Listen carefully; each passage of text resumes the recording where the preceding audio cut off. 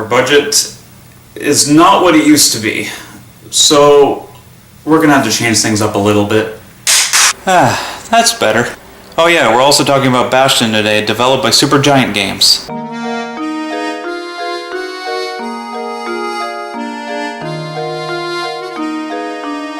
Bastion is one of those games that I was actually late on the hype train. The only reason I tried it out was because my friend in college told me to give it a try, and I first played it on Steam with a mouse and keyboard. Now the way this game plays, you'll definitely want a controller. Thankfully, it came out on the PlayStation Store, and yes, I bought it again.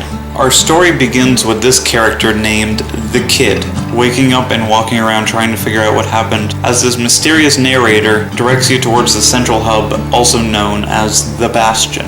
The man who is narrating is this man named Rux, and he's the only person who is waiting for you, and he tells you that a great calamity happened, and they may be the only two survivors, and that if they want to do anything, they have to fix the Bastion by collecting cores for it. To do that, you have to use this square pad called the Skyway to shoot the kid into the air to access different parts of the world that were destroyed by the calamity and are now overrun with monsters. How do you do that? Well, with weapons, of course. The kid gets an arsenal of weapons, but can only wield 2 at a time with a special skill as well for a 3rd slot. My favorite combination of weapons is the war machete or the pike, mixed with either the dueling pistols or the rifle. You can combine any mix of melee with ranged, and it's great fun. As you discover the new weapons, the game forces you to wield it to get through the rest of the area, and a lot of people hate this idea because it takes away from their comfort zone of the weapons they're used to, but I like that it makes you get used to the new weapon.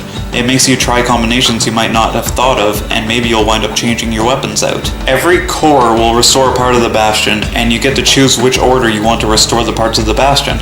You can choose from 6 different things. There's the arsenal, where you can equip your weapons, the forge, where you can upgrade your weapons, the distillery, where you can equip different drinks that give you certain upgrades such as increasing damage, the lost and found, where you can buy stuff to get more lore on the world, the memorial, where doing certain objectives earns you rewards, and lastly the shrine, where you can go if you want to make the game harder for yourself to earn better rewards and more experience to level up. So yes, in Bastion, you do have a health bar and you have healing items. You gain currency and experience, and you can level up. Each level up will earn another slot in the distillery, so you can equip more drinks, which means a more powerful character. This game has RPG elements, but it plays like a hack and slash. Shortly after the kid begins his adventure looking for the cores, he comes across this man named Zolf, who looks really depressed because he thinks that he's the only one left after the calamity.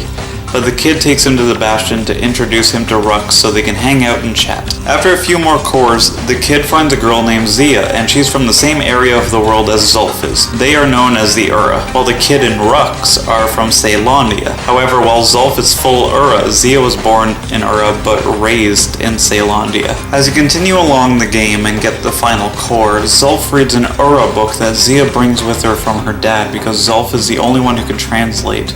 And as it turns out, the calamity was actually a weapon developed by the Caelondians to kill the Ura because they have been at each other's throats for centuries, and this was the Caelondians' trump card. However, Zia's father, Ven, was the scientist on the project and sabotaged the whole thing because he didn't like the idea of genocide against his own people. Obviously, Zolf gets angry about this and sabotages the Bastion, and now the kid has to get pink crystal shards to restore it back. Zolf is long gone at this point, but the last crystal shard is in the Ura home turf, and they are not welcoming. This place will kick your ass if you're not careful. When you reach the end of the area, you see Zolf passed out on the ground being beaten by his own Ura people. At this point, you have a choice. Leave Zolf or save him. And at this point, I'm going to have a spoiler warning, so go to this time to avoid spoilers about any ending stuff. I'll give you 5 seconds.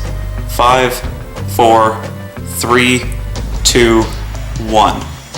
Okay, here it goes. If you leave him, he is presumed dead and won't appear in the ending. If you save him, the kid will carry him all the way to the Skyway Warp while the Ura soldiers are attacking, but will eventually stop out of respect of the kid's devotion and endurance. They know the kid is strong and they honor that. When you get back to the Bastion, Rux says that he's got something to show you underneath the Bastion, and it's a giant machine that shows 2 choices: restoration or evacuation. Restoration makes it so you can go back to before the calamity happened and be able to prevent it, while evacuation turns the Bastion into an airship and is able to take you anywhere in the world. After you make your choice, you get to see the ending credits, with photographs showing the ending you chose. This is why the Ura beat up Zulf. The Bastion was their way back home as well if the kid chooses the restoration plan. The story involves time travel. It gets a 10 out of 10 just for that. But in all seriousness, this story starts out with the end of the world, and as you discover more items, you discover more of the lore of the world you're in, and it all just connects together so well, and I love how well it's paced. So you may have noticed that as the kid walks around, the paths reveal themselves as you walk around, almost like the world is fixing itself. And I love the symbolism of this simple yet great visual / game mechanic. The way the paths form also affects the gameplay as well. Bastion has a weird isometric view, and it works for the kind of game it is, because if it were 3D, you wouldn't be able to see the paths building in front of you, and other genres, the combat wouldn't have worked as well. Graphically, this game has a very gorgeous art style. The pixel art just helps everything pop out, and some of these environments are so memorable. There's the Bastion itself, just so much lush green and calming colors that makes you feel safe when you come here. All the environments are varied too, from town-like areas to jungles, and from factories to a town that looks like it's made out of crystals. This game is gorgeous. Also, the hand-painted stuff by the artist Gen Z are also pretty to look at. They've got such a unique art style that will be used again for SuperGiantGames' other game, Transistor. One of the things I find worth complaining about is that when Zulf destroys the Bastion, it seems like an excuse to pad out game time, but that's a minor nitpick.